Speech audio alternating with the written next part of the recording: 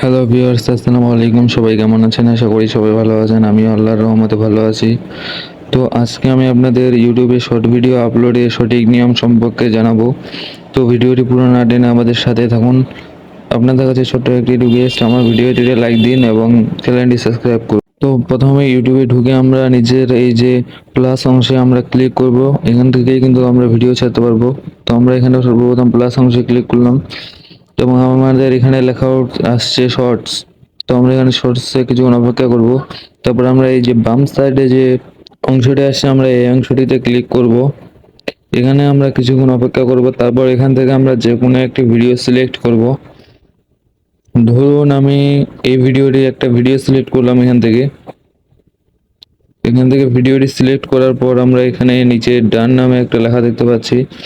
এখানে ডানে আমরা ক্লিক করব এবং এখানে ভিডিওটি প্রসেসিং করার জন্য কিছুক্ষণ অপেক্ষা করব।